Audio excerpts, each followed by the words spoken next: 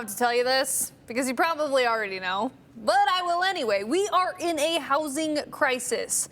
The average family in Idaho cannot afford the average home, and things are getting worse. Justin Core has been digging into the many aspects of housing. Justin, we know a lot of the factors into this crisis, but there's one really big thing that's dragging the market down. Do you know what it is? I do know what it is, and I'm going to tease ahead to it. I'll tell you in a second. But first, let's look at the current state of things in Idaho. Maybe the market improved overnight.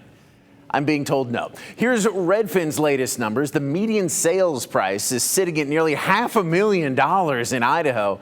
By the way, it's about $200,000 more than the average Idaho family can afford. Homes are still selling, though, almost 3,000 in May, which is up 20% over last year. Also, homes are on the market for just 49 days, and that is going down. Bottom line, demand is still high for homes in Idaho. Almost 15% of homes are selling above list price. That is up. Less than 20% of homes are having to drop their prices. That is down. And almost every home, on average, is selling for list price.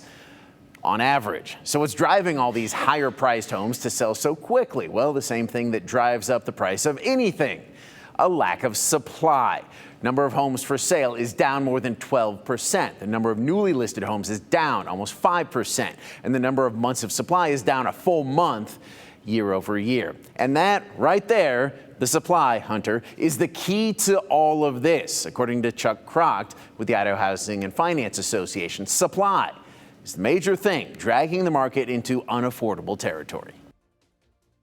Until we see more supply, we're going to experience this stagnation that we've seen. So why aren't we seeing more supply? For those of you that have been around a bit, you might know. Back in 2008, the housing bubble burst here in the Treasure Valley. Home building stopped. So home building companies were left holding the bag on properties they were never going to sell. Their workers couldn't work, so they moved away, and many of those companies went out of business. The ones that survived, well, they're making sure they never overbuild again. I do know that builders, when they start to see inventory pushing that 3 or 4 month mark, they will stop building, because they don't want to be sitting on vacant land or partially built homes that they're not continually turning over. And so I agree with you 100%. I think the ones that lived through that 08, 09, 10 crisis, they've learned their lesson and they don't want to get overextended.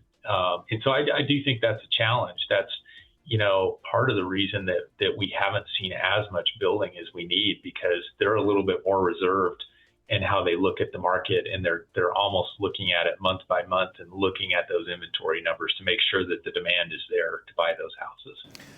So supply is not meeting demand, and it's not likely to in the near future to bring down those prices. So what can I tell you if you're thinking that you're never going to achieve the American dream of buying a home? Well, Chuck says you may actually be closer than you think. You may also be as far away as you think. But he recommends meeting with a lender to talk real numbers, understanding your budget, taking a homebuyer education course, and finding some down payment assistant programs out there. They may help. I was going to say those classes would be huge. Yeah. First-time home buyers, that helps a little bit. So, yeah, that's a big barrier, is the down payment. So how much, typically, if you don't have these programs in place, I should say, what do you need? Well, in order to avoid paying mortgage insurance, you need 20%. Which on the median Idaho homes would be almost $100,000 in cash. Most folks do not have that lying around. If you do, I want to be your friend. But again, there are programs out there where you can buy a home with as little as like $500 down. However, then the monthly payment is higher. Right. And then you got to figure out if you can afford that. $500 down, though. I didn't realize you could go that low. Yeah. But again, it's more to pay every month. More interest, the whole works. I learned something new today. All right, Justin, thank you.